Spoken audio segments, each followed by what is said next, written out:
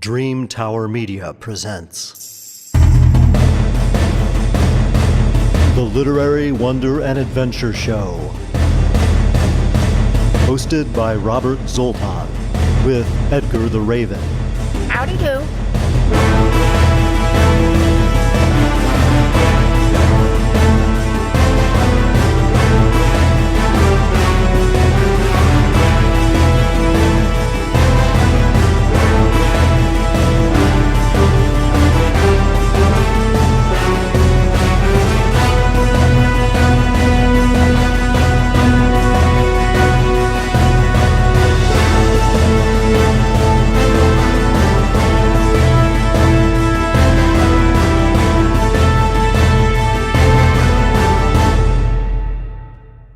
This episode, Spaceships, Aliens, and AI, oh my, a conversation with author Becky Chambers.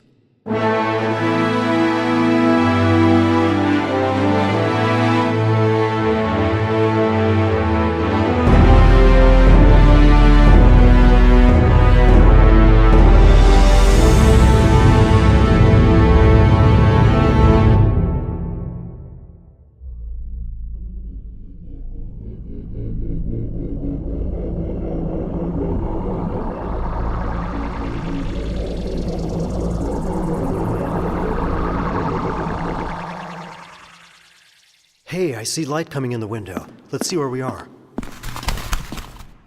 We're back in L.A. Hooray for Hollywood! Ah, sunlight. Back on good old Earth. Blue skies, what a relief! Yeah, I couldn't take another day in deep space. Oh, let's check the mailbox. We have at least 2 months worth of mail waiting for us. Holy moly! Wow, we hit the mother lode. I hope this is more fan mail than junk mail. Oh, man, this is heavy.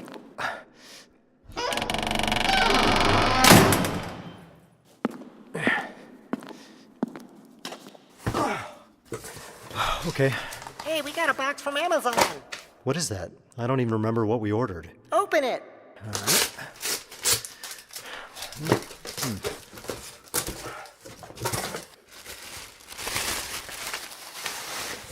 Oh, right.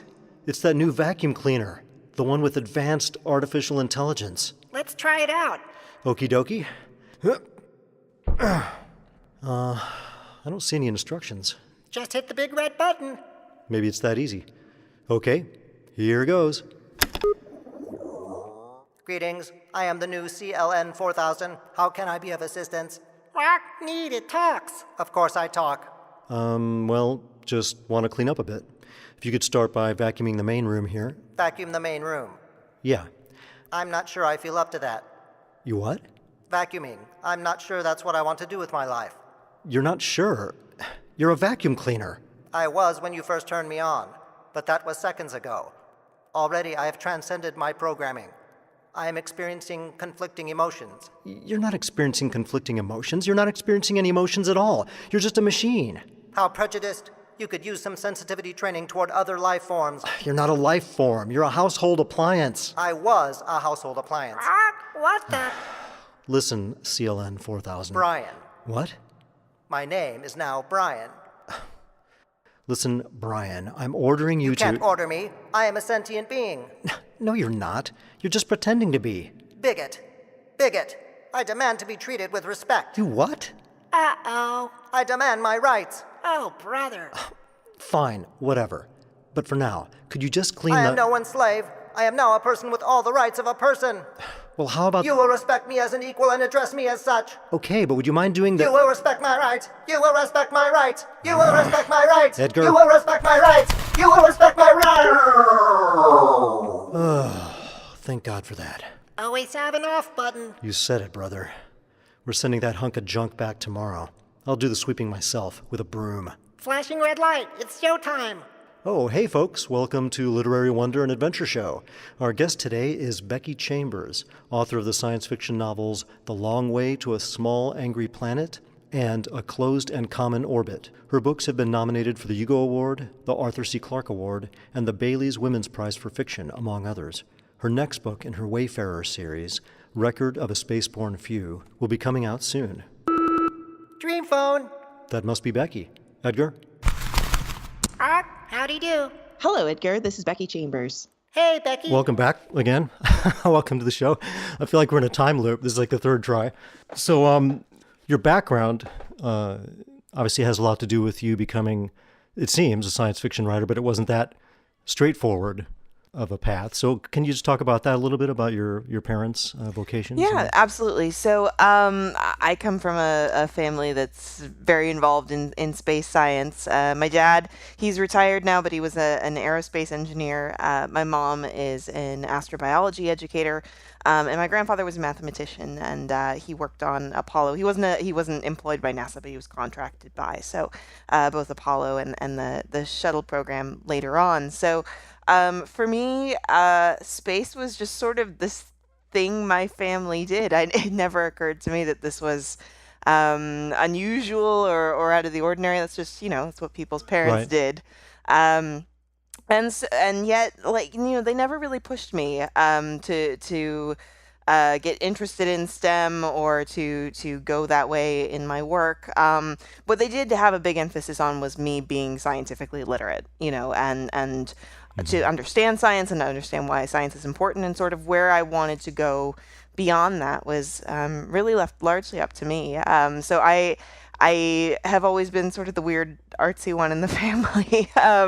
I studied theater and worked in that field for a while, and before I transitioned into writing, which is something I always loved, but wanted to see if I could make a go of it. But I mean, science is ultimately what fuels me. Just growing up in that environment, even though I was given the freedom to, adopt my own interests and whatnot. I mean, I look back at it and I'm like, well, how could I not absorb the wonder of this? How could I not fall in love with this, being such a big part of my life? Right. These questions are pretty hard to answer, but your interest in, you're saying you're the kind of the odd one or whatever, the being a creative person or being interested in being a writer.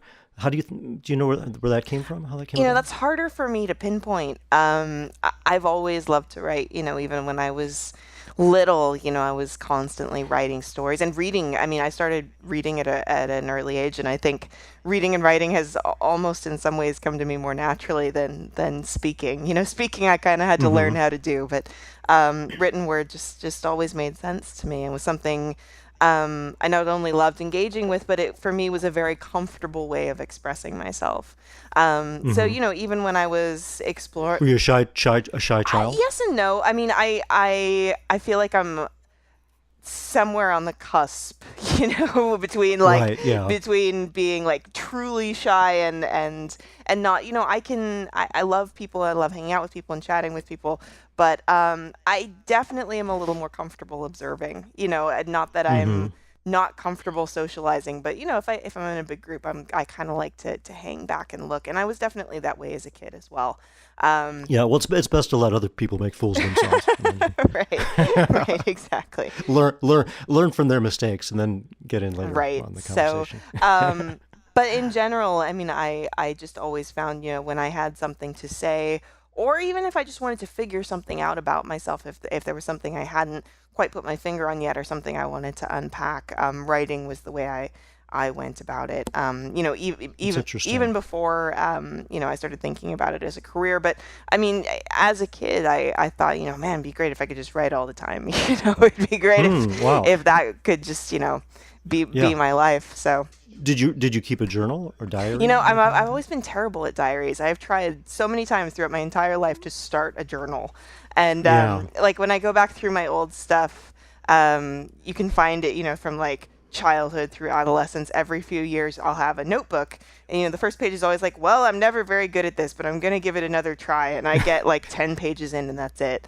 I do take notes constantly. But not in a structured way. Like if it's write down what your day was, I don't fall into, I don't adopt that habit very well.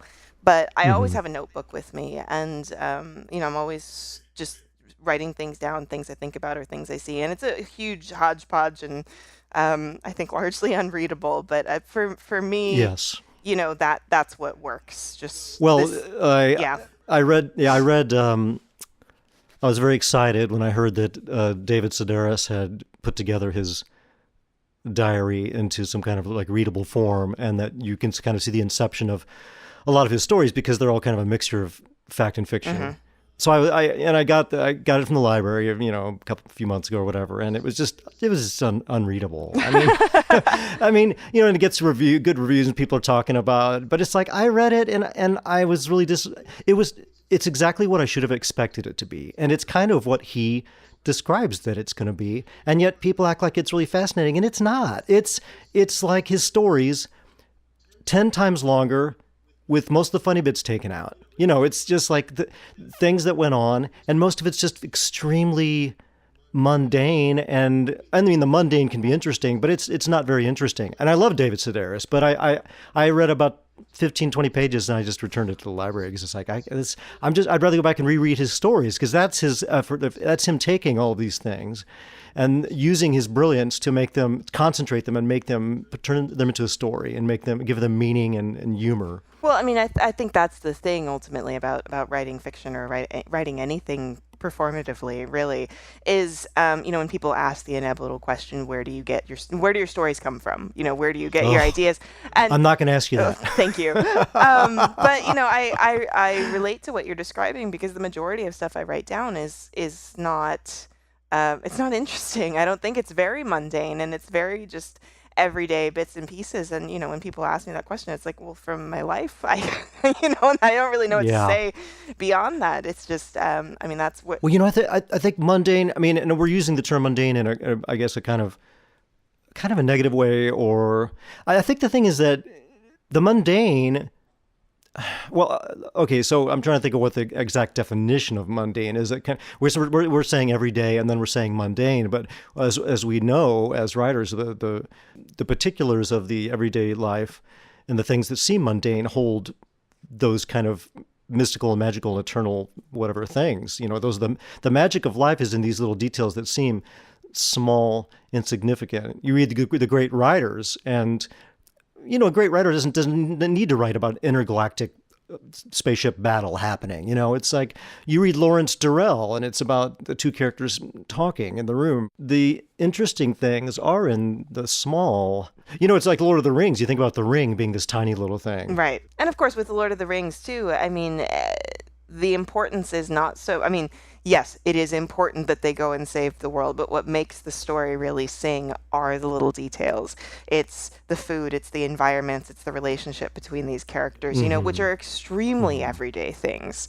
But if you take all of that out of Lord of the Rings, it's completely lost its scaffolding then. Well, and of course the extremely little things, the ultimate example being the hobbits, right? The extremely little everyday things. They are the symbol.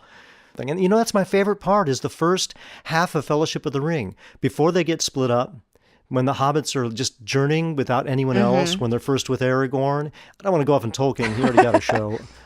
So your book is about the same thing. It's funny, I was when I was thinking about that, I like the title because I try to come up with something that's kind of, humorous or dramatic. And the idea of spaceships, aliens, and AI, oh my. But I thought, well, you could just call it Relationships. Now, for your book, or Relationship Shock, maybe, since I think there's a lot of provocative things in there. But your book is about that. Your book is about, you're more interested in relationships. I'm not going to ask you where it came from, but where it came from obviously is a love of relationships between people and a fascination with those dynamics. Yeah, that's it in part. The thing of it is I'm certainly not going to look down my nose at space battles. I love a good space battle, and I love like a big, larger than life space opera. That's what I cut my teeth on. But the thing of it is my love, this is going to sound paradoxical, but my love of the small things actually also comes from my love of the big. In specifically space here, or the universe, or science, or all of it, it's these huge, big concepts, and they're the things we wrestle with so often in science fiction. But if you're just talking about concepts, at some point it starts to feel intangible, right? It starts to feel like this big nebulous thing that you can't ever really be a part of. And and this is me getting on my soapbox here. But the thing about please do, so I won't be up there alone, because I'll be up there alone otherwise every show. Well, so the thing about both space and stories about space is we have this conception that space is a realm that belongs to the best of us, right? Like if you look at the real world history of space exploration, starting in the 50s and 60s, where you have sort of the military elite, these test pilots, guys with the right stuff going out there, the best of the best, these heroes. Nowadays, our astronaut corps is made up of very different people. You do have people with military backgrounds, but ultimately what they're looking for is people with intellectual rigor, with who are sort of mentally fit to take on this task. Right. You're talking about the intellectual elite here, right? And now with the advent of things like SpaceX and Virgin Galactic and all of this, you're talking about the economic elite, the people who can afford to go there. So because of our economic system, right, exactly. So when you start talking about space tourism and things, it's like, well, yeah, you can go to space if you can afford it, or if you're the best of things. And if you look at how that translates into science fiction, and I don't think this is a direct commentary, but like all things, it's this symbiotic sort of chicken and egg, right? Space stories are almost always about the hero, the chosen one, the princess, the person who's going to go save the galaxy, these larger than life stories. Yes. And so again, we have this narrative of spaces for the best of us, the most impressive. Even when you're talking about underdogs, if you're talking about sort of your scrappy rebel heroes or whatever, they're still the ones who change the world or change the galaxy, and save the day. And so I feel like there's this sense that space doesn't belong to everyone, that you have to do something extraordinary in order to have a place out there.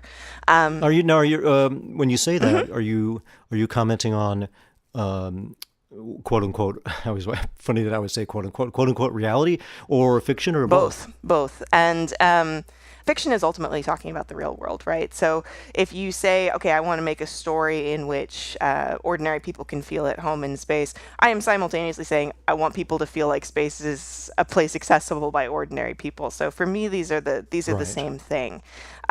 So in writing my books, I have built this very space opera-esque setting where you have, all these big political machinations, and you have these, galactic empires and wars and all these things going on. But for our characters, these are just things that happen on the news.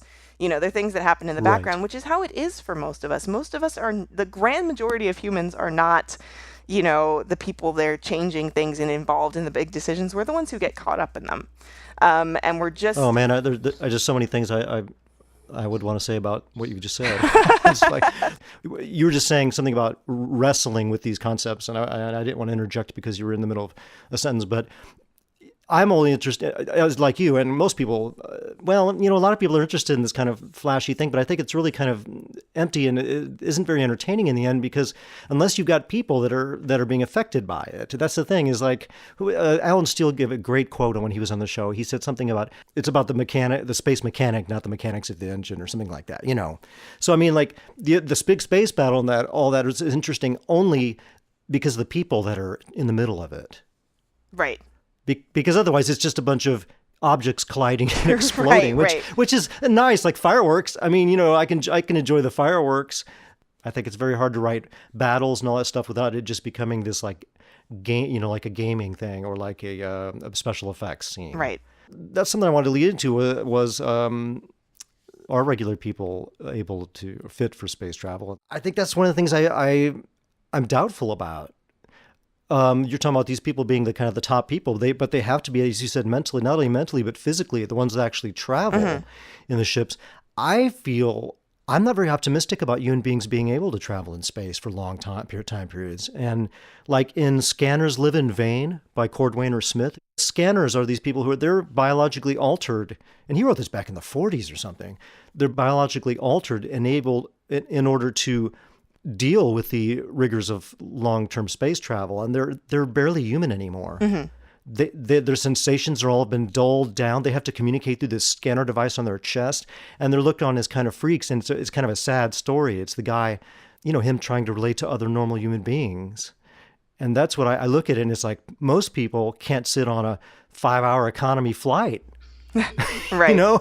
Without going stir crazy. How do you at this point, or even the future, what do you think of that? How do you maintain the sanity, not just the physical health, but the sanity? Well, certainly if we're talking current technology, I mean, there is a very practical reason for why astronauts go through such rigorous training and why it is an exceptional thing to do, because it's an exceptionally difficult thing to go to and live in space. It is definitely not comfortable, and it's not for the faint of heart. But if we're but I think the key there is by our current technology, right? Like I would love to see Earth from orbit. I have absolutely no interest in getting into a Soyuz. It sounds like hell. So,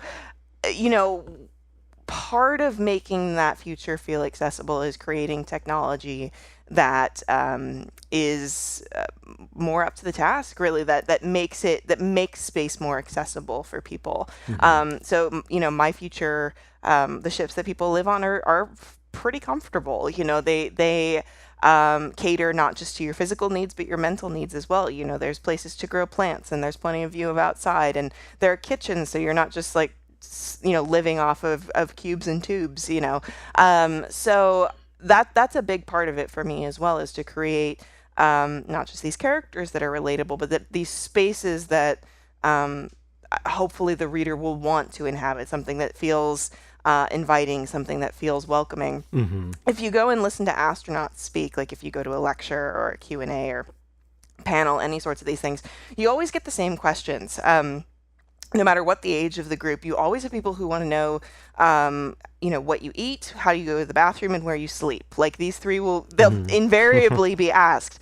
And those are very human questions, because those are the things, think about whenever you take a trip, right? Anytime you go on vacation, those are the things you sort out ahead of time. What are you going to eat? Where are you going to stay? Where can you take a pit stop? Like those are the things you want to know. So in my work, I go about making sure, all right, this is your home base. This is where you are. And I address those needs right up front, because I feel like, once you've got that sorted, then you can go anywhere. Once your creature comforts are met, you can go anywhere. So I wonder if that's true. It may be true. I'm wondering if we have some connection to the Earth that we don't realize. Well, I mean, obviously we do have a connection to it in a lot of ways. But I'm thinking of something intrinsic as opposed to extrinsic. Obviously, the familiarity of trees. I mean, they've done tests where it changes the brain for people to be around trees. Sure. It changes. There's the blue effect of being around large bodies of water, et cetera, et cetera. When we pull ourselves out of what we are, and that's my concern with a lot of technology, is that we're starting to lose what we are. I think the most vital thing what was the name of your ship? And I'm sorry, it's been a few months now since I read the Wayfarer in the first book. Yeah. Oh, the Wayfarer series. Okay. I mean the garden room, whatever. To me, like with that, if you don't have greenery, there are some people. Maybe you have to send people that are already neurotic into space, because otherwise, I think without Earth, without greenery, I think that's a huge connection. Other living things, I think are part of the sanity, and I think it's part of why people are going a little bit nuts in the cities right now. Mm-hmm. Well, I mean, that is definitely something that I know modern space programs are put a huge amount of effort into is the mental health of astronauts, and they've started doing experiments with growing plants in space and various things in their routine that are designed to foster mental health, to foster well-being. Not just keeping you alive, but making sure you're sane and well up there. Of course, the thing you're describing here, this intrinsic connection to the Earth, and is that something we need without knowing it? That's in my books. There's a human subculture. It's kind of a cult, the Gaius, who believe that, right? There's this faction of humanity who does believe that, who thinks that essentially your soul becomes effectively malnourished if you spend time away from Earth, and that we never should have gone out there. And they embody that belief in varying extremes. So it's a possibility. I never really say one way or another whether they're right, because there's... Yeah, I was going to ask you that. Any of us who are writers or artists or in any way, I think you realize that you're having conversations and arguments with yourself. Right. But it is a concern. Yeah. I mean, that's the thing, is I am wholeheartedly pro space exploration. firmly believe, we need to know what's out there. We need to learn, by learning what's out there, we're ultimately learning about ourselves.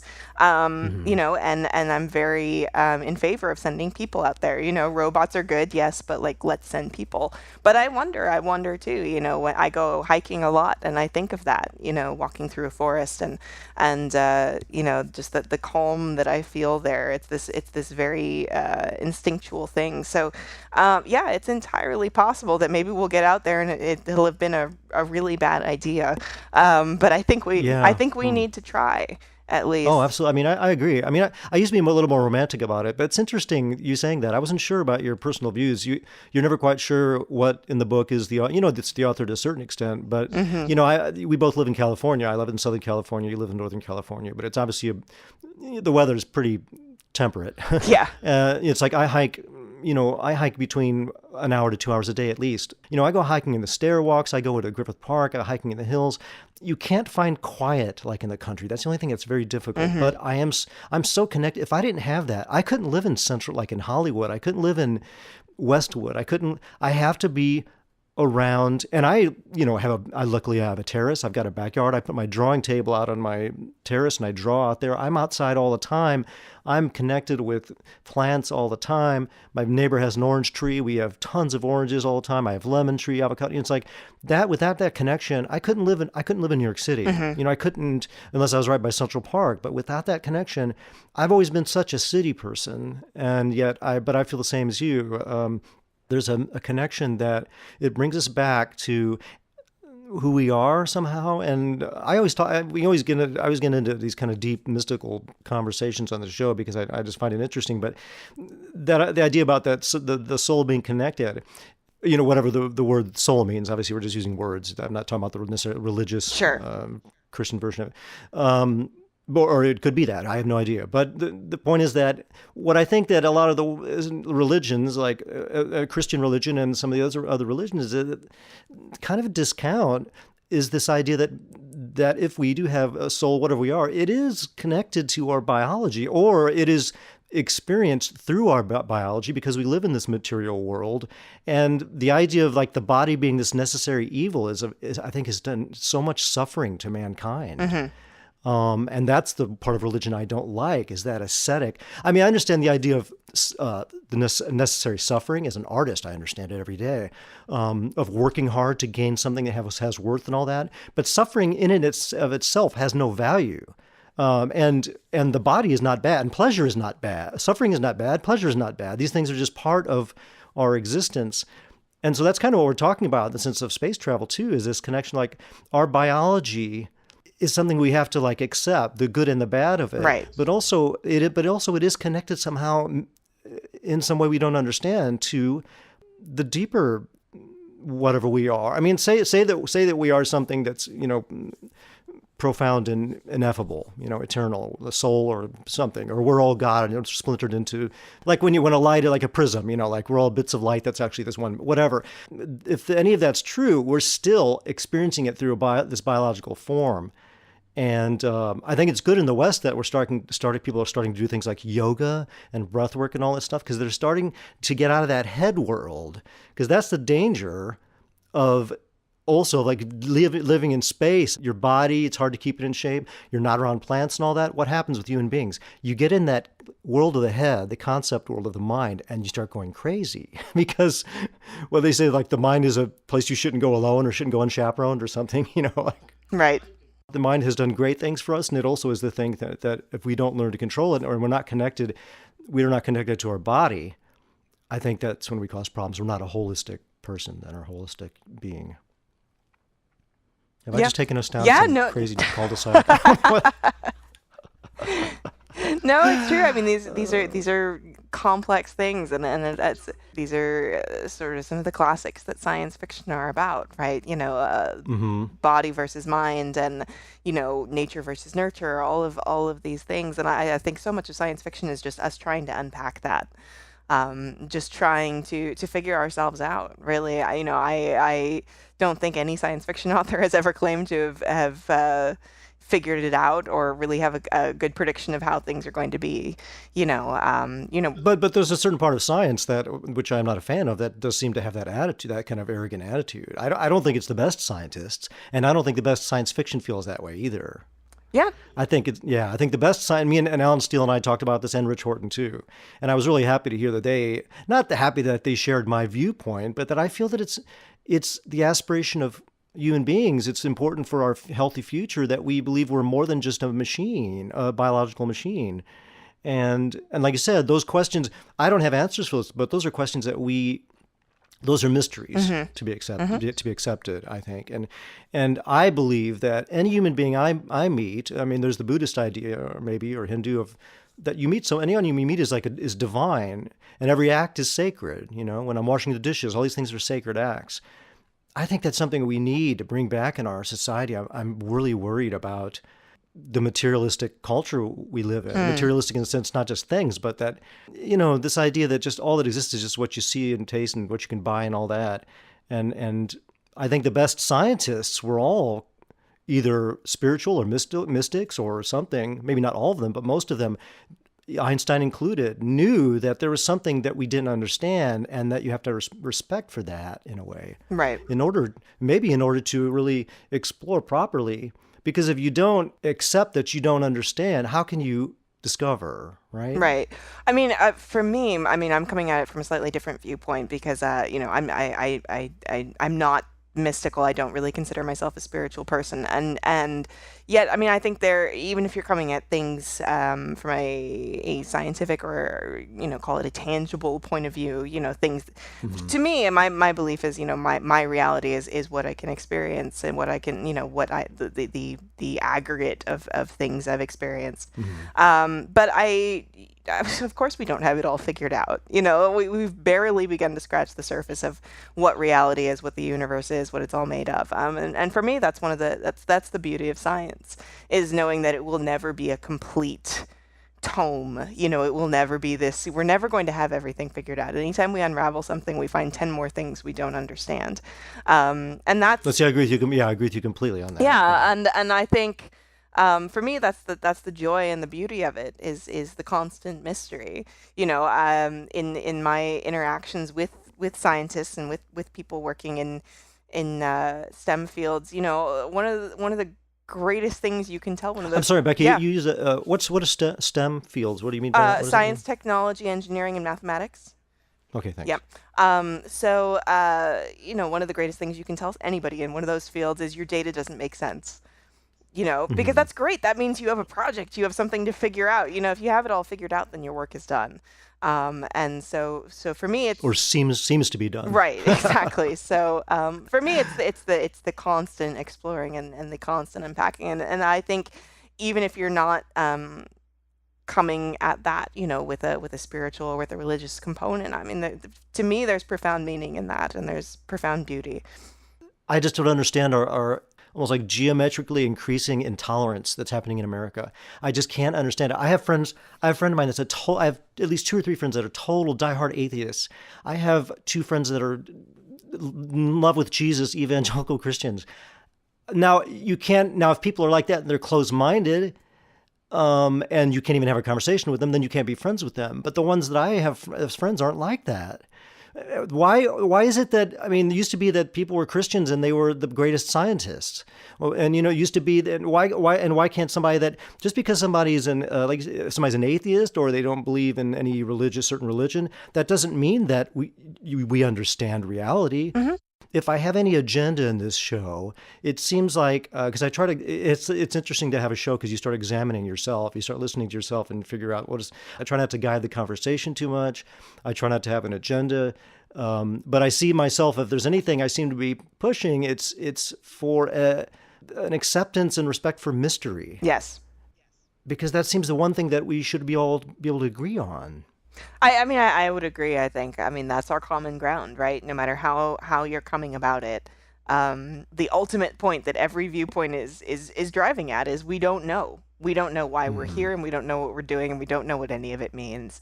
And so all of it, be it whether we're talking religion or science or science fiction, is just an attempt to understand in whatever small way that we can. And we haven't gotten there yet, but the effort, at least I think, is a lot of fun. And so why, if we don't have the answer, but not everybody believes that. That's why the conflict's going on, right? Right. Yeah. Well, why? I guess that's a personal growth thing. If there's a Christian and atheist that can be friends, atheism and Christianity aren't the problem, right? Right. I mean, that's ultimately the thing. Is there are so many different ways of looking at the world, and I don't think there needs to be one end all be all in a Highlander sort of way. I think we should have different perspectives on things, and we should come at things in different ways. And these things are not mutually exclusive, certainly I have plenty of people in my life who, whose views I don't necessarily agree with, or who come at things in different ways. But through talking with them, I expand my own perspectives. And even if I don't agree, I come to understand why I believe the things I believe even more, So the issue, I think, is not that people have different beliefs. It's that people think their belief should be the only one. And you can apply that in any direction you like. That is the root. If we ever come to an idea of the root of evil, the root of the problem of humanity on this show, that would have to be very close to it. Mm-hmm. Because that stops us from loving each other. That's the thing I cannot believe, I see the rhetoric that's going on now, and I wanted to write a blog saying, kill your friends and family, and have that be the title of the blog, and be like, if you want to keep escalating this, that's where it's headed. If you want to go back to the Civil War, can you imagine you're going to take a gun up? And I have family members that are politically totally different than me. I have friends that are. It's like you're going to have to take a gun and you're going to have to shoot members of your family and friends. You want to keep this going to a civil war? That's what the Civil War was. This is the end result. If you continue to escalate that and dig in your feet, everything we see, we escalate it to like DEFCON 4. It's like if Bernie Sanders comes up with something, this is communist, it's the end of America. It's like people go there right away. Mm. I don't know if it's partly to do with mass media and sound bites that have escalated, because it used to take much longer time to disseminate ideas, right? Right.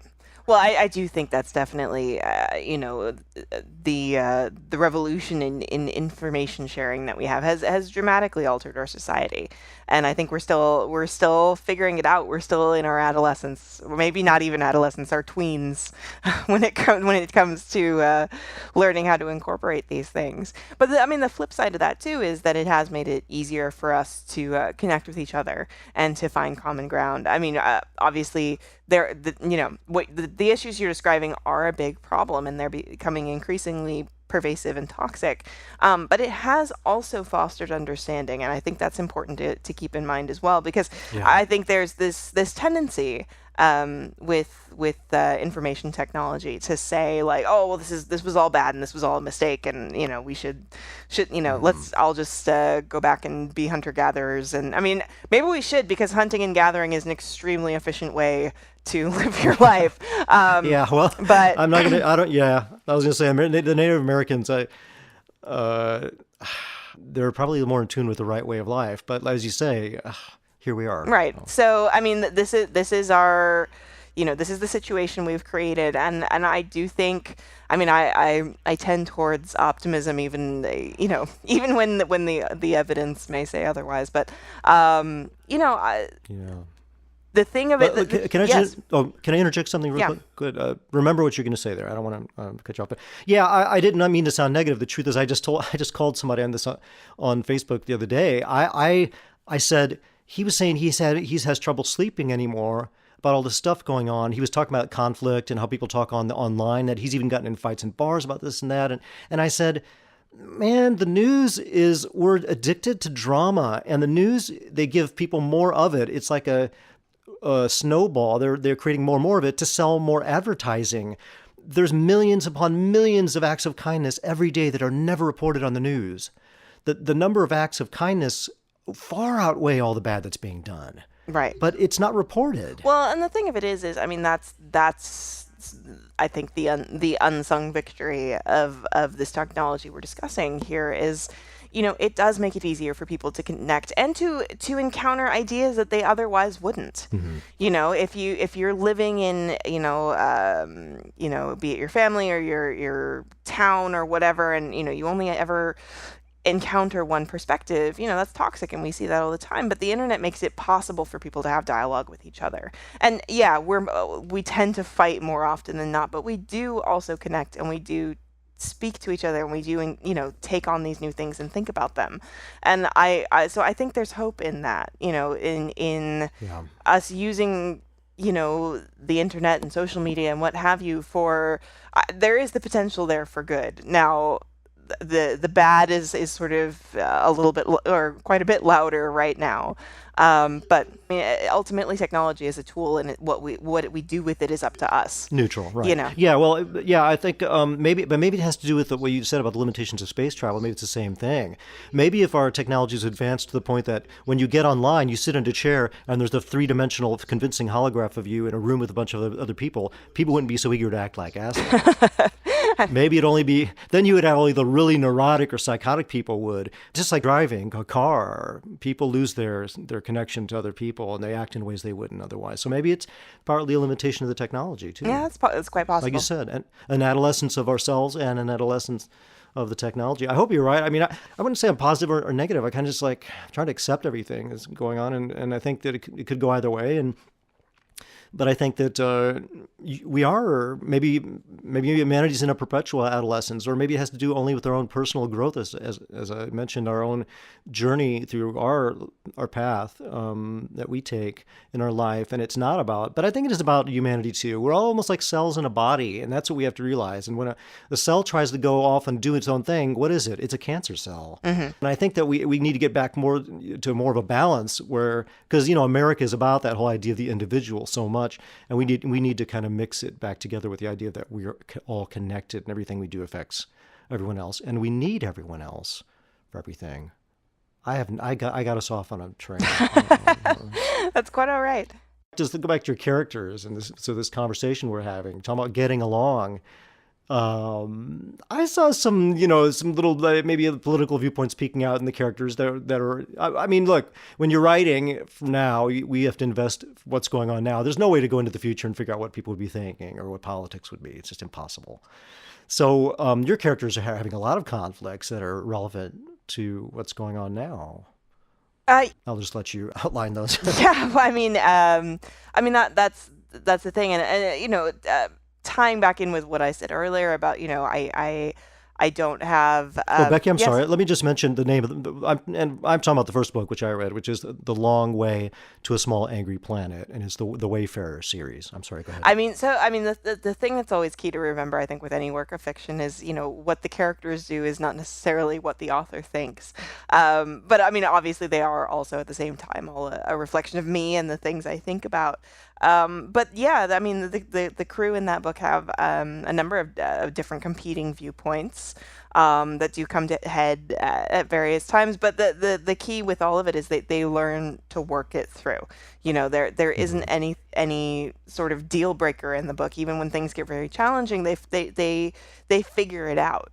They have to work together because their survival depends on each other. So they have to learn to deal with cultural differences and with philosophical differences and religious differences and the rest of it. Because I mean, that's how they're stuck on. You're stuck on this ship together, and you have to make it work. Traveling through space, which sounds like the planet Earth is just a giant ship traveling through space. I mean, yes, it's possible there's a metaphor here. Well, yeah. I didn't mean an actual. I'm not saying that it's an actual artificial construct. Yeah. No, I understand. No. The spaceship Earth, right? I mean, that's. Well, I thought of that. Now I know maybe it's obvious or trite, but I thought of it not long ago. The Earth is traveling like 500 miles per hour. I forget the numbers now. Like, it's spinning incredibly fast and it's hurtling through space. So we're living on a spaceship, basically. Yeah, that's. And we're stuck together. operating manual for Spaceship Earth, right? That's, I mean, that idea is one that I love very much because, I mean, it's the same sort of principle. It's a closed system with finite resources, and there's a whole lot of nothing beyond. So we have to learn how to work together, how to not conquering each other's differences, but learning to work with each other's differences. That's something I visit from a variety of directions in all my books. Because I if you're talking about humanity and space, cooperation has to be part of the equation. Yeah. So going in then to the next thing, aliens. So I think your book's very controversial, actually. I found it very. Okay. I found it very I read these reviews and everybody's like, "Oh, this optimistic, feel good, space opera, blah blah." And I read it and I was like, I find this book very challenging. It pushed some of my buttons. I found it very provocative and very controversial. Do you think that's? Are you surprised by that? No, not really. I mean, when you're dealing with lots of different viewpoints, I mean, that's I think a good reaction to have. There are characters in the book, be it them, in all the books, alien or no, who live lives or have beliefs that are counter to what you might find here in mainstream Western culture or American culture or what have you. You should be challenged by some of it, and so yeah, that doesn't surprise me at all. So the idea of aliens, I mean, to write a realistic book about aliens is very difficult. Most of the books, especially space opera or stuff like Star Trek, whatever. I mean, let's forget the fact that they speak English, but let's go beyond that. But you've got to anthropomorphize them, and I think obviously you've had to do that. You've done that in your book because otherwise you really couldn't have a book. You couldn't have a relationship. You cannot have a relationship with a nebulous cloud of gas, right? That can't communicate. Right. With there you. has to be some level in which they're relatable to us, and I have sort of a spectrum of how I do that through the books. You have some species like Andrisks and Aluons, for example, who do resemble us in a way that's relatable. They're bipedal and their physiology is quite different, but they have faces and they have, expressions, and even though they're not the same as our expressions, you can find a place of understanding.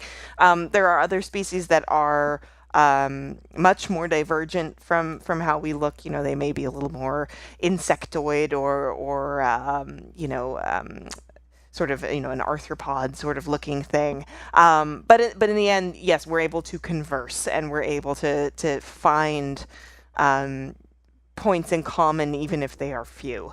And you have to do that to some extent when you're writing about humans and aliens living together, because otherwise there's no story.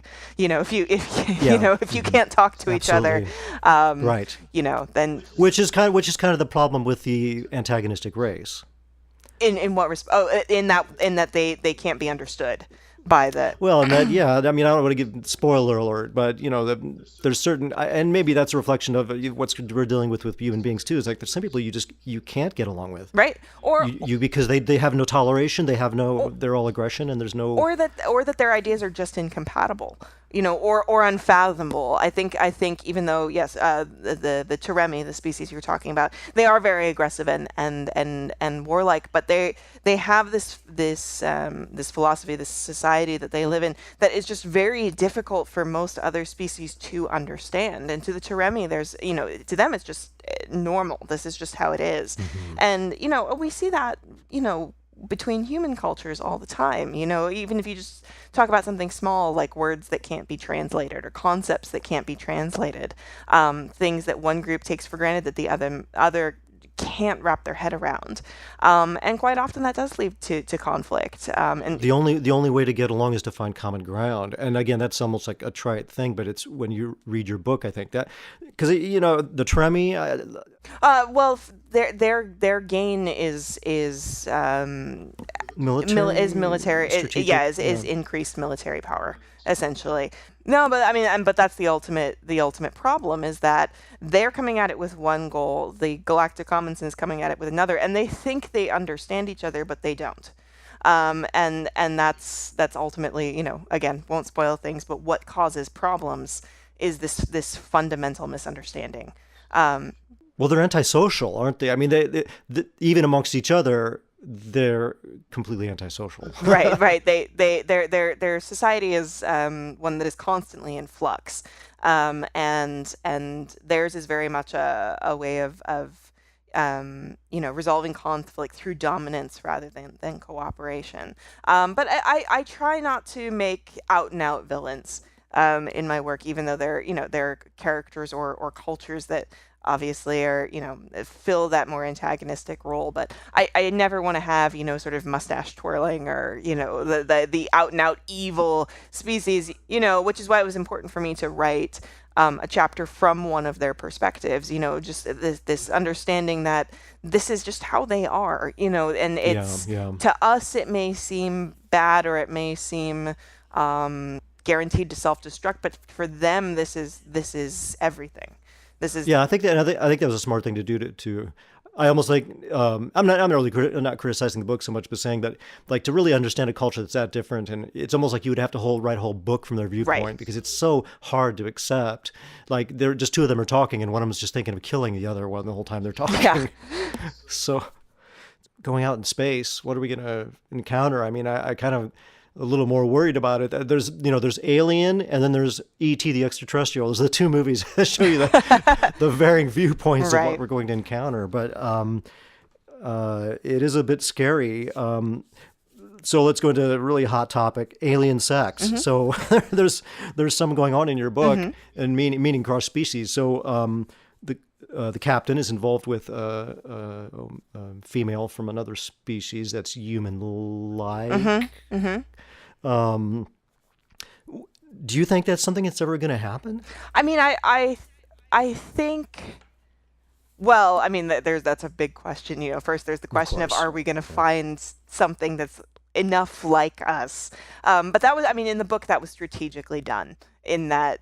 The aliens that are involved with humans are humanoid, of course, and that's a well-worn trope within science fiction, and I was very aware of that when I was writing it. I'm certainly not the first by a long shot to write about sex between sapient species.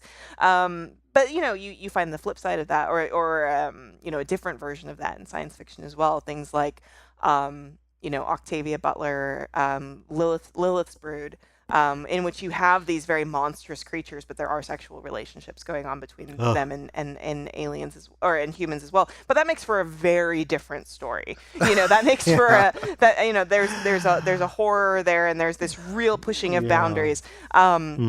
Whereas with mine, it was this conscious effort to push some boundaries, but not too far. I mean, ultimately, it's more of a metaphor for, establishing relationships across cultures rather than it is across species. I think that, and I'm not saying this in meaning to be prejudiced, but it's like it becomes a horror book. Have you ever seen The Man Who Fell to Earth with David Bowie? Yes. Okay. Do you remember? Okay. There's a scene and he looks human pretty much, but I think he's kind of got contacts on to make himself look more human. And I think the hair is a wig maybe, right? But the one woman, she's kind of like falling in love with him and they start to get involved sexually. And that kind of clear fluid just starts becoming generated by his body. And she like gets on her fingers and she just kind of has like a panic attack and freaks out and runs out of the room.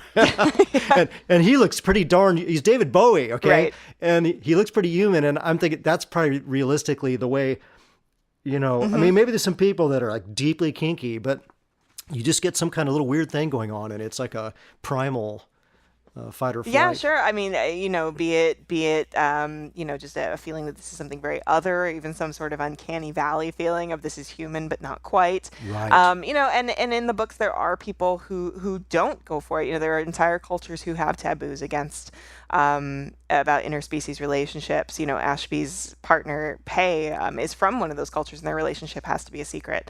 So, I mean, and that really was, my thinking there was thinking about the taboo, that the cultural taboos we create. If you go back in history, you'll find sexual norms that we might find repulsive now, but at the time were normal, and vice versa. So these things they're fluid and they change, and they're in flux. Yeah, it's something that's not a straight line. Right. And a lot of it is very arbitrary. So I just thought it natural in this in this particular universe, if you're talking about species that not only can speak to one another and can establish consent and understanding, but are also physiologically compatible, that I think that would happen. It's inevitable. Yeah. Yeah, absolutely. We live in a pretty puritanical culture, ironically, and not ironically. I mean, there's a reason for that. But I mean, in this day and age, and what you think of, people talking about America being so, permissive and all this stuff, and even Los Angeles. I lived in San Francisco, man. That was like Sex City. This is one of the most conservative places I've lived. Yeah. And you would think of Los Angeles being this metropolitan, because it's an international city, a metropolitan kind of city, and it's really kind of uptight. Mm-hmm. Mm-hmm. So I think that those mores and morals spring from the philosophy of the place you live, whether country or city, seems like. Right. And so ancient Greek, I mean, with little boys and men, and you think, well, how did this come about? Right. Right. And why was that's ultimately what I was getting at was, for mainstream culture, this is no big deal in this setting. But there are some who disagree or who draw the various lines. Kizzy, for example, has a bit where it's suggested that there just as a hypothetical a relationship between a human and a Harmagian, and Harmagians are very physically different. They're very mollusk-like and they have tentacles, and she's just repulsed, but she's fine with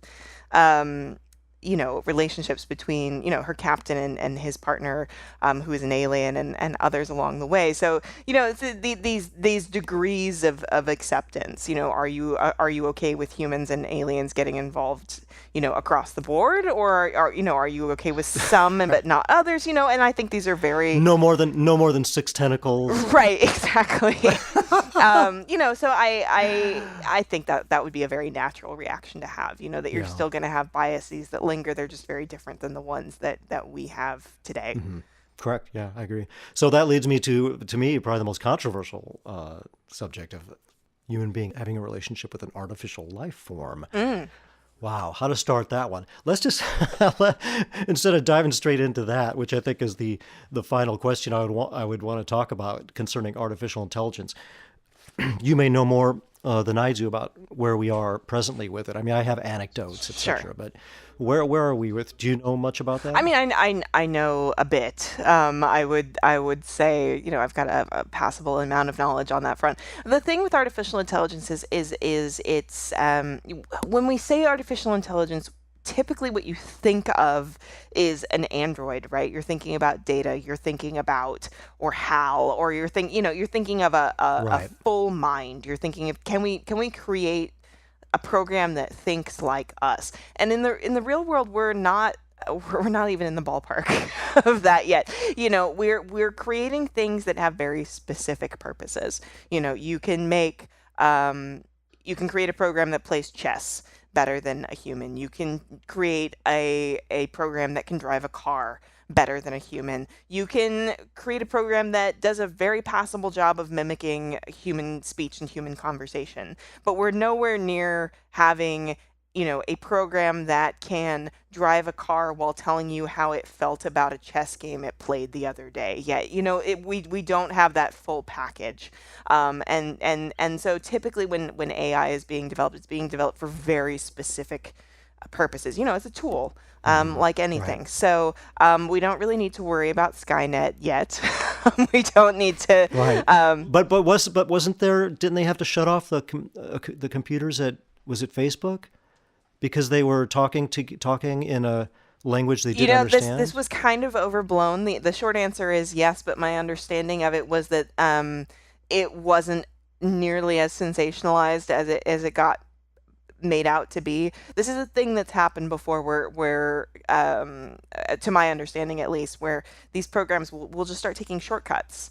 It's not really the same as inventing a whole new language. It's just they figure out more efficient ways of communicating that we don't anticipate, or at least that was my understanding of what happened. I read a piece somewhere about how the researchers were very frustrated in how it got reported, because it was not this sort of singularity moment that everybody else was making it out to be. It was just that the programs weren't behaving the way they were designed to.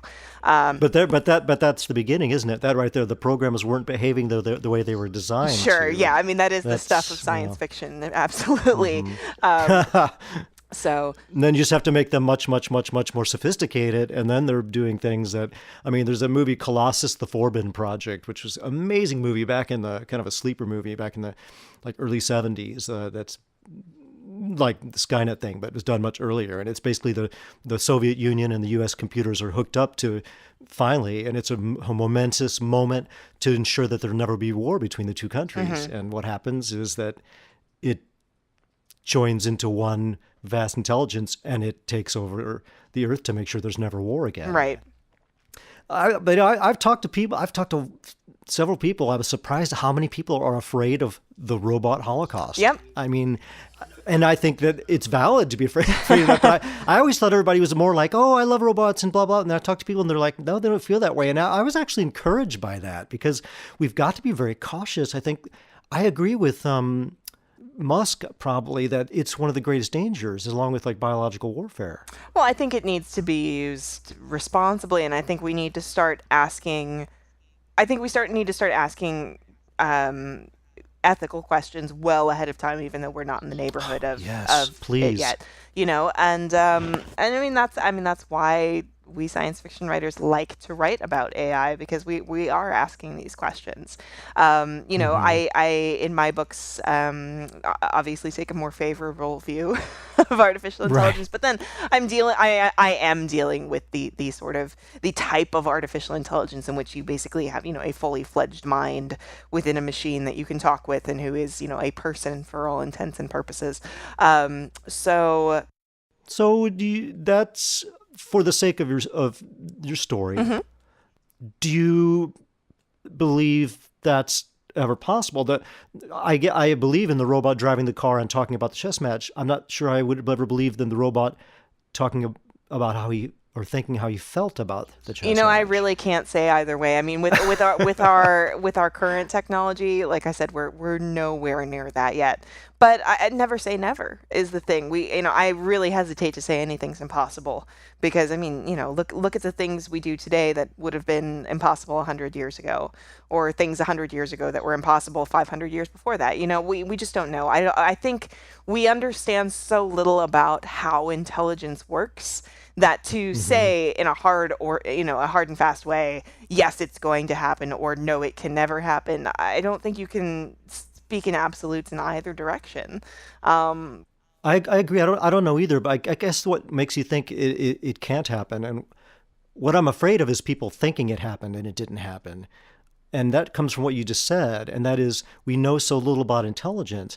I feel that as human beings, we don't even know what we are. How can we create a duplicate of ourselves? Well, and that's the thing. I think if we did it, I think it would be very accidental, because we don't understand what intelligence is in ourselves or in other species. And I'm not talking fictional here. I'm talking, in other animals. We have a very difficult time recognizing intelligence that behaves in ways different than our own. And which makes sense. Right. I mean, the only way we have of gauging intelligence is with our own intelligence. So it makes sense that it took us so long to figure out things like, oh, hey, other animals have a sense of self, or other animals can solve puzzles, or... Oh, wow, the octopus. I mean, I stopped eating octopus. Cephalopods are one of my favorite things in the whole world. They're, oh my God, they're so, I mean, they say that they might be as intelligent as us. It's just a completely different, they have like intelligence in their tentacles. Well, the thing of it, the trick with talking about intelligence is there's lots of different kinds of intelligence. And I think that's our big hang up is we tend to think of intelligence like this sort of, one path, right? Like we're at the pinnacle and everything else is leading that way. And the octopus is such a good example because they're so different than us. Their brain wraps around their throat, and you're right, they have like a neural network all through their tentacles, and like you could think of it as like many different brains, and it everything about the octopus captures what we know about intelligence. They're physiologically nothing like us, and they largely, some species are an exception, but like are not social, and they're very short-lived. So it throws all of our theories about like how intelligence evolves out the window. Well, and then they just found a bunch of like the single male octopuses all living together in this. Did you see that? I did see that. And so it's like like you said, we're always trying to categorize it. This is my thing about the limitations of it's not about the limitations of science. Science is a great thing. It's that we have to remember our own limitations. We only have these 5 senses. And even if, we have all these apparatus and this equipment, all the equipment is made to be experienced still through those limited senses. And that's the crux really of my second book, A Closed and Common Orbit, is, the AI in the story does not think like us, and yet she is still worthy of respect and ethical treatment. And I that's something I really wanted to get at, is that, intelligence does not mean something that thinks like us. It means something that thinks. And I think we would do well to remember that more, just both with, yeah. So you feel, and this is getting very personal ground in a way, but very theoretical personal ground. When I was going to have this conversation with you, I was a little bit worried. I didn't want to be at loggerheads with my guest. Though the truth is, I don't mind if I am. I don't want to push my viewpoint. I want to find out what they're saying, think about things. But that's a funny thing. The most controversial thing in your book for me that just kind of irritated me and pushed my buttons was the guy falling in love with his freaking computer. It wasn't the alien human sex. I didn't have a problem with any of that. It was that, because I have this worry that human beings are going to give rights to something that is not sentient. And what they're doing is all they're going to be doing is stamping on the rights of other human beings. And it's almost like for the first time, the people who are seeming to be the prejudiced people are actually the ones that are right.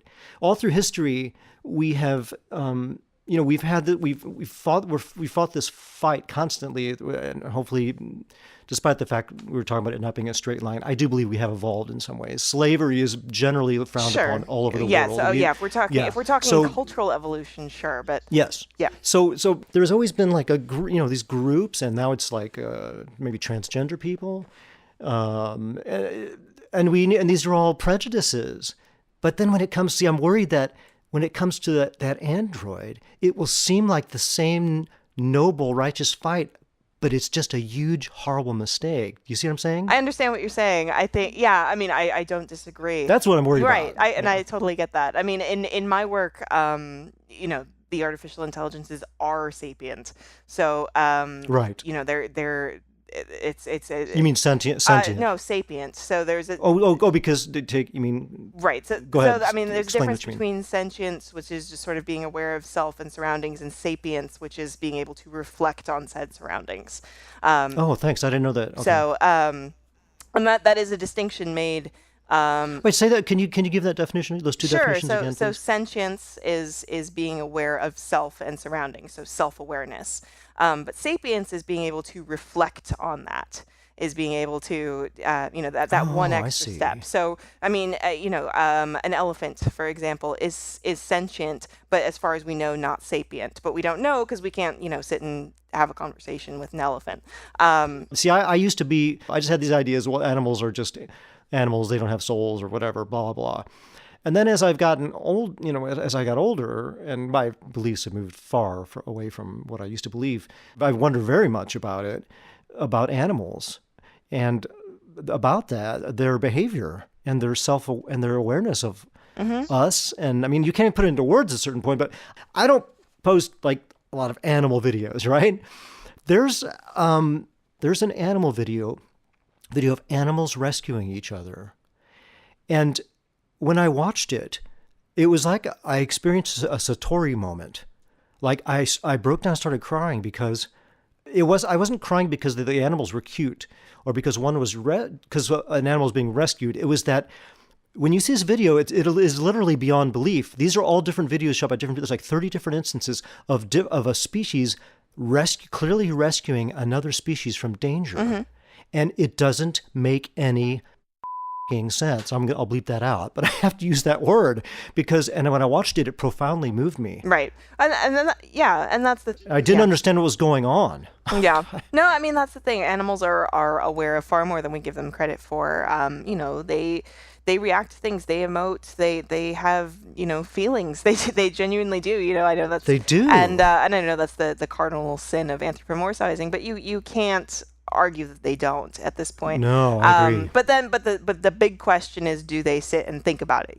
Does an elephant sit around and think about what it's like to be an elephant? Does it reflect on its place in the universe? And that's what Right. sapience is. That's that extra Yeah, step. we may. Oh, okay. So we're the only ones cursed with that unhappiness. As far as we know. As far as we know. So because that's what it is. That's what who hasn't looked, and everybody thinks, oh, I wish I was a dog in a nice home. Or you watch the hawk flying, and that purity. That you ever seen Altered States with William Hurt? I have not. No.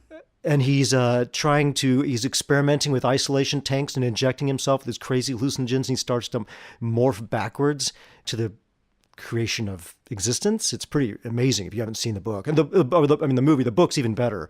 But he becomes a kind of primitive, like caveman at one point, just towards the beginning of it, when he starts to morph, and he goes off and kills this animal in the zoo and stuff. And the next day he says, when they get him out of jail, it's because he reverts back and they just find him naked in the zoo, in the cage with a dead goat and blood all over him. And he says to his wife, "It was the most satisfying experience of my life." Running around naked, being chased by dogs and killing an animal and eating it. Right. Because he wasn't afflicted with self-reflection. Right. Well, and I mean, that's, going back to my work, I mean, that's the ultimate thing, is that everybody agrees that AIs are sentient, that these, that they're modeled, they're marketed as such. But the sapience is the question. But yeah, I mean, that's ultimately the crux of certain relationships in the first book and the entirety of the second book is, what level of, of rights and of citizenship should we give them? And I made the mistake of mixing the author up with the work in a way, and I mean it's the thing I told my friend. It's like this book's bugging me, and it's like I think it's really good. I'm reading something that's like bugging me, Mm-hmm. that issue, because I had to think, it's like, why is this bothering me so much? And I wrote about it and I thought about it and I had to really think, and it's been a long time. This is the third time we had this conversation scheduled, but even the first time we were going to have the conversation, I had at that point resolved myself to things and to just being open-minded about whatever, because I realized it's like, these are my issues. And that's another thing, the intolerance. We externalize the things that bother us and we put them on the other person, and then we blame them for something. And it's us. right. And luckily, I'm like 54 years old, so I was able to realize that. I was like, why is this bothering you, Robert?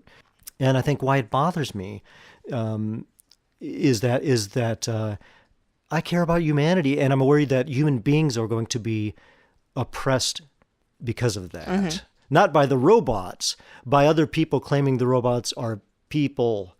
You know what I'm saying? I understand, And they yes. need to be respected. Yeah, that kind of thing. And in fact, and if they're not, we're opening ourselves up to an incredible danger of a sophisticated machine that, as you said, God, going to back ethics, like where are the government? We should be having government branches of government, like a secretary of technology. We should have whole branches of government and private organizations. There are starting to be some that are devoted to what is the purpose of the technology? Where is it going? Shouldn't we be guiding it somewhere? I think it's conversations we definitely need to be having and need to be having before they become problems. Yes. And I think, I think that needs to be more of a conversation, but it is a conversation that's happening. I know. I think with scientists, probably. 100%. I mean, I for sure. And I mean, there was on the subject of artificial intelligence, there was a conference just a few months ago where they drafted a resolution that I believe was presented to the United Nations. Say, all of these, movers and shakers in technology saying, please do not use, we need to draft bans against using artificial intelligence for warfare. We're not there yet, but we need to get this on the books before it becomes an issue. So people do think about these things and do take action to try and get ahead of it. It just seems like that thinking, those discussions seem completely divorced from whatever's going on in Silicon Valley right now. Maybe I'm wrong about that, but I mean, because America's just not, we're not set up for there to be filters. I mean, because it's not like, not the Soviet Union where like the government's handling everything. And I wouldn't want it to be that way. But I mean, there's got to be like I feel like there needs to be some oversight. Someone should know what everyone's doing. God, that sounds totally totalitarian. Well, I know a guy in the dance scene. I'm like a swing dancer, a blues dancer. He's a dancer, and we talk. He has a startup. It's got big funding, and he really couldn't tell me much about it. It's about genetics, genetic coding. Mm-hmm. But it's like he couldn't even. Well, of course, you understand why he can't tell, because it's all about profit, right? Right. So, but that worries me. Is you got these companies, they're big funded, and what are they doing? Yeah, no, I understand your fear. Yeah. Some panel of scientists to me should be reviewing these things or something. Well, I think, to my understanding, there are, the science by design, requires review and requires, True. Peer review and ethical discussion and whatnot. And then that is a function of science fiction as well, to ask these questions before they appear and to give us a way to recontextualize these issues or to, separate them from reality so that we can explore them in different ways. And that's one of the things I certainly enjoy about working in this genre and about, reading other people's work as well is asking these questions, finding things that make me uncomfortable, and unpacking why it makes me uncomfortable. And I think through that we gain, not just an air of caution, but also, a roadmap, an idea of mm-hmm. what's important for us, and the things we want to foster and the things we want to avoid. Yeah, and it'd be nice to be able to have a sense of optimism instead of one of trepidation and fear. Yeah. So closing.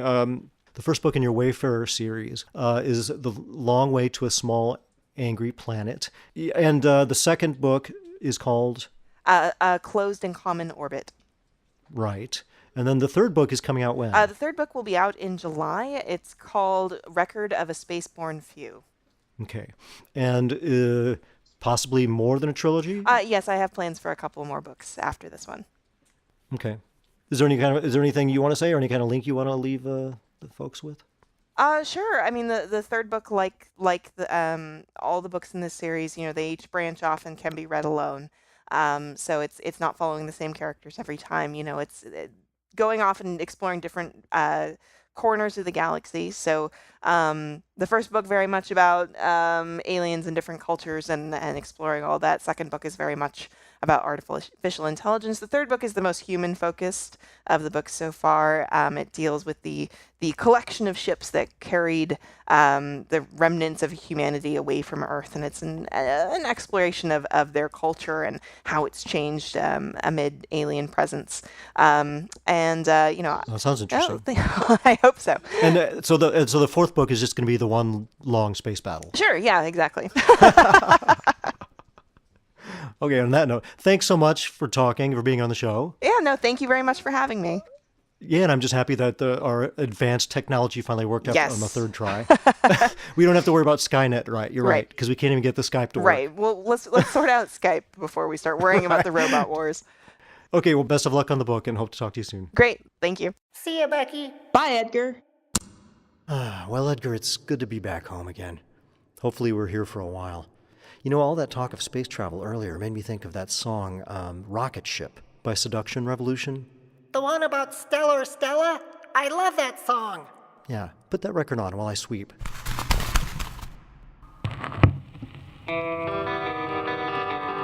Forget sweeping, let's dance. All right, let's see what you got. See you next time, folks. Arrivederci, baby. Yeah. Go, Edgar, go.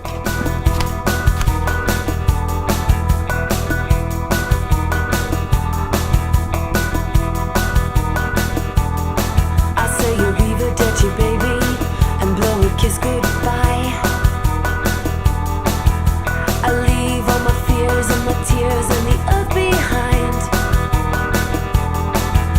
I pour a stiff drink, what's the time of day? Watch Italian movies and my kitty play. Just me, my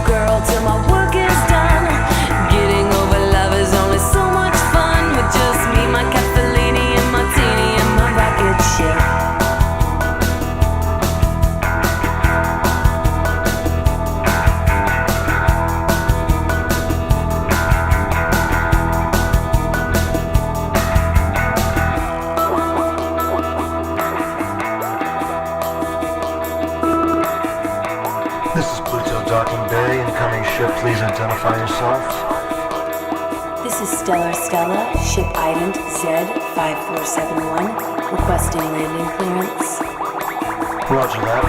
Please hold. Okay, you're cleared to land. Docking bay 7. Have a good one, Stella. Thanks, honey. And you.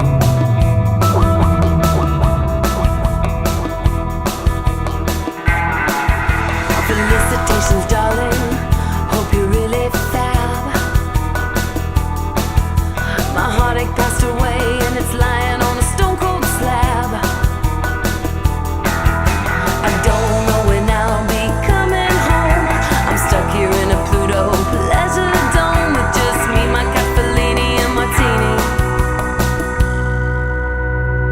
and this new guy I met.